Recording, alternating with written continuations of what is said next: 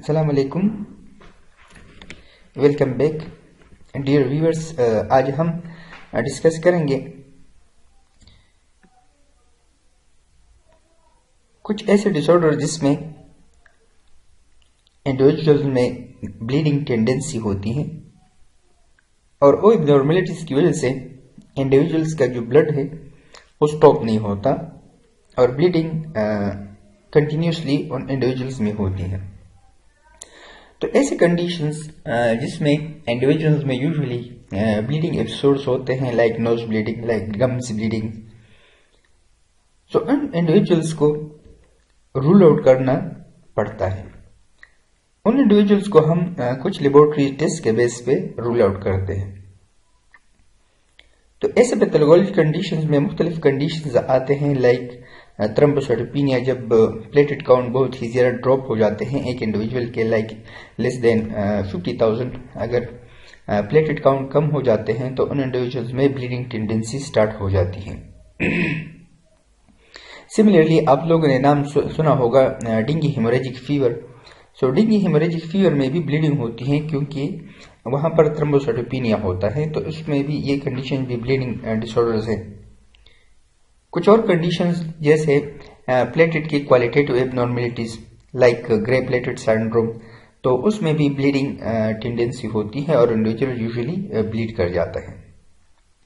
इसी तरह कुछ और डिसऑर्डर्स हैं, like von विलिब्रांड factor deficiency.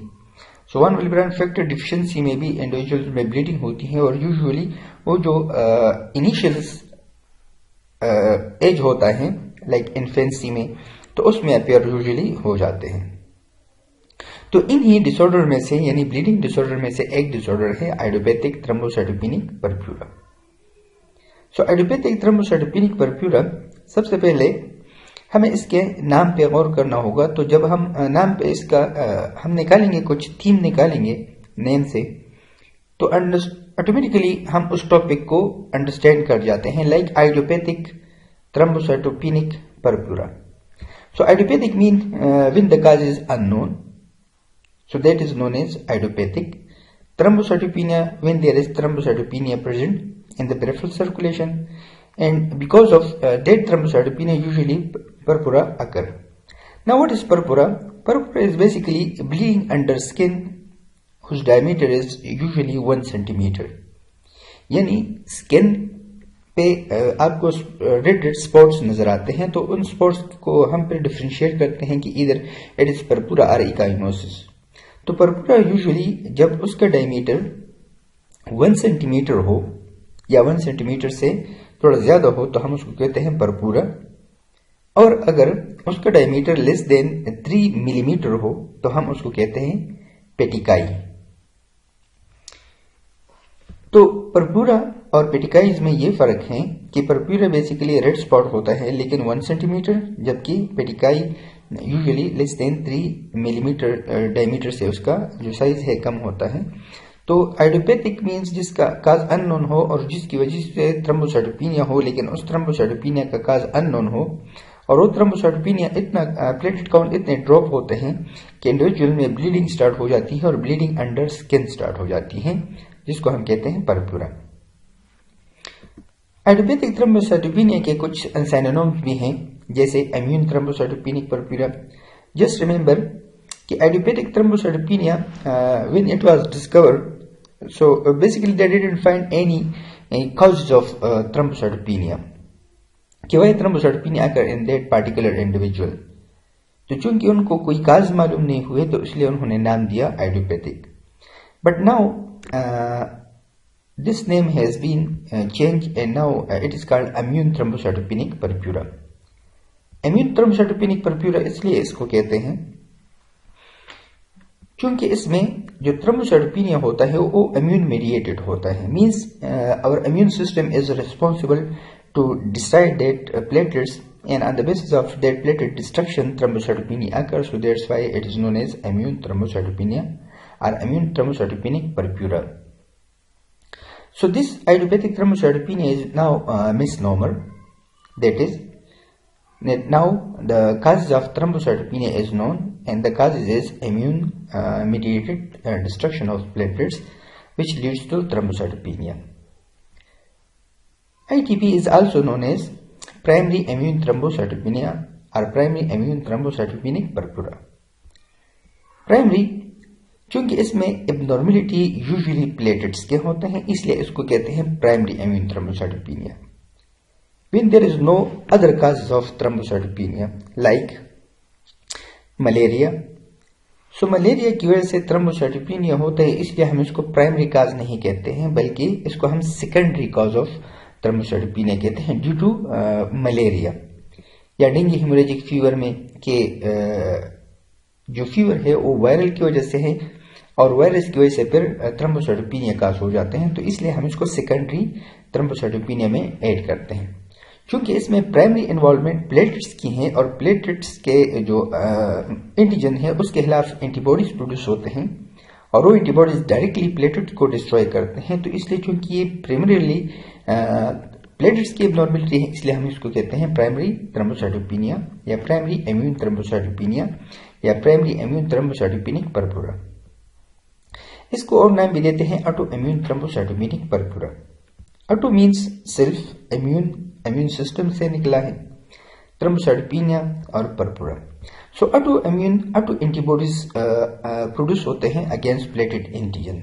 Now what is auto antibodies?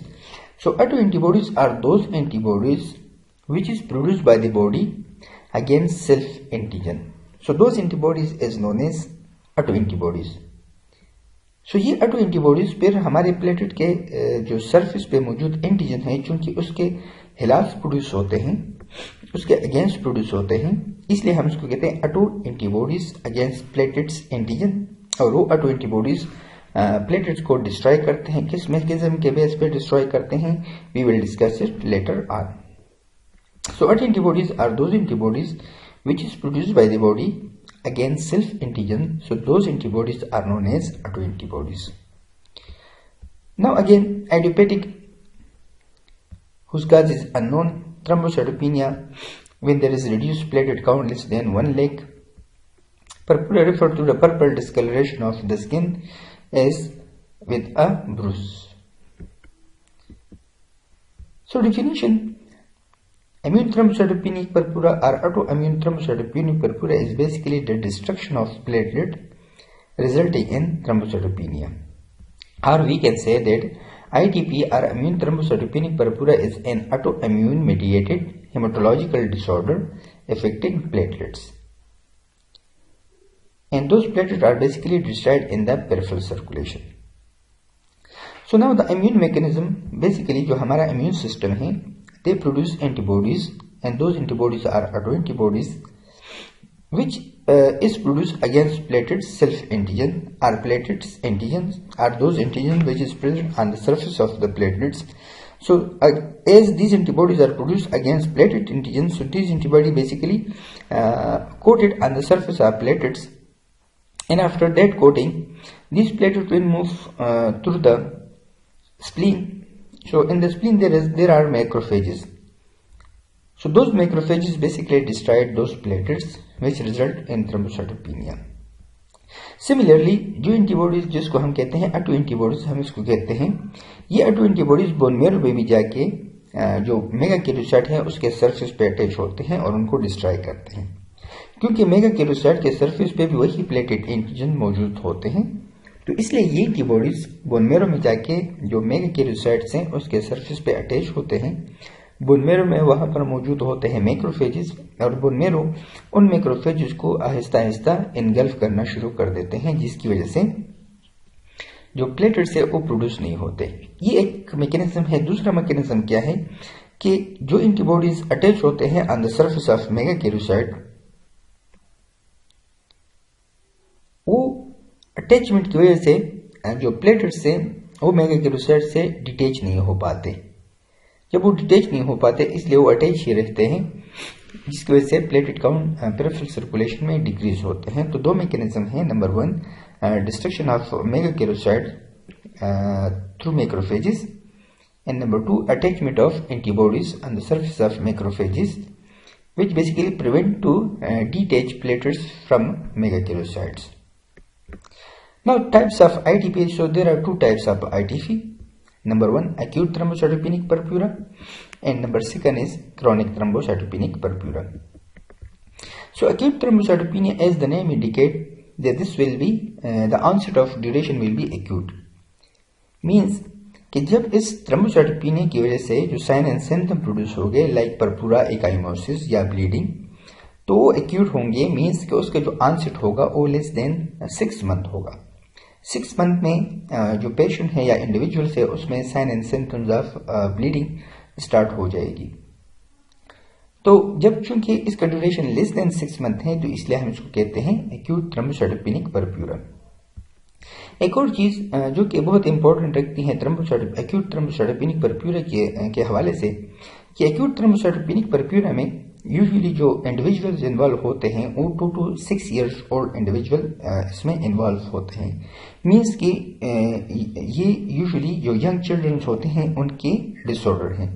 और यंग चिल्ड्रन में चूंकि जो स्पेशली ये वायरल इलनेस की वजह से होते हैं लाइक चिकन पॉक्स या एप्स्टाइन बार वायरस या एच पाइलोरी बैक्टीरिया, तो इन इन्फेक्शन की वजह से एच पाइलोरी इन्फेक्शन या चिकन पॉक्स या एप्स्टाइन बार वायरस या कोई वायरल डिजीज हो उसकी वजह से, तो बेसिकली चूंकि इसमें वायरस इन्वॉल्व है और वायरस के खिलाफ एंटीबॉडीज प्रोड्यूस हो जाते हैं, तो ये एंटीबॉडीज क्रॉस रिएक्ट कर जाते हैं प्लेटेट के एंटीजन के साथ.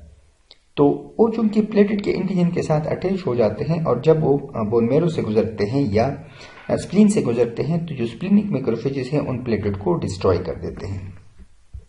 So this is basically the pathogenesis of acute thrombocytopenic purpura.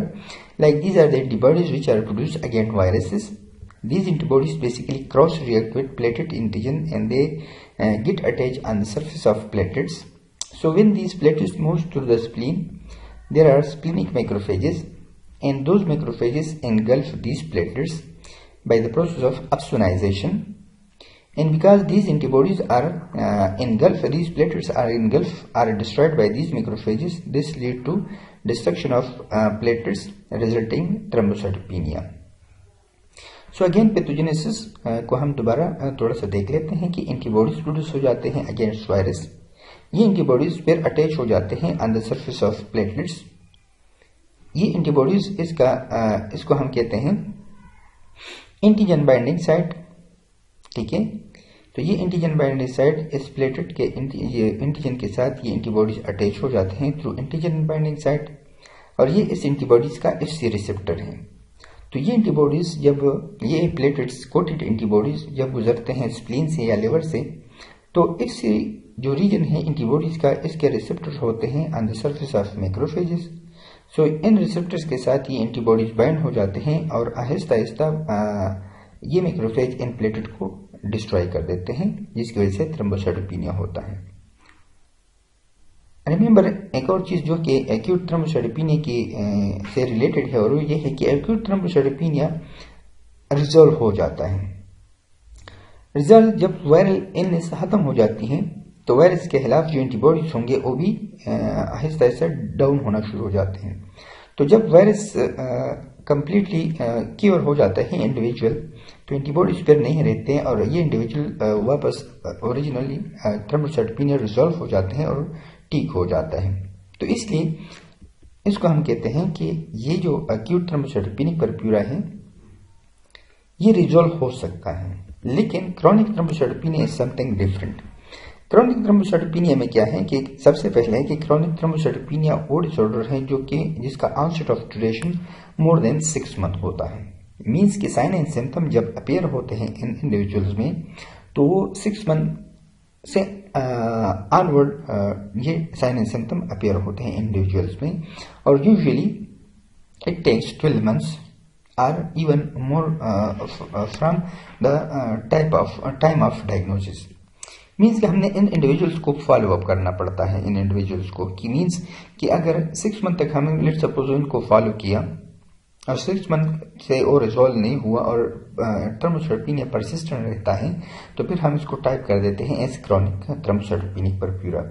और chronic thrombocytopenic purpura usually adults में होता है, चिल्ड्रंस में नहीं होता.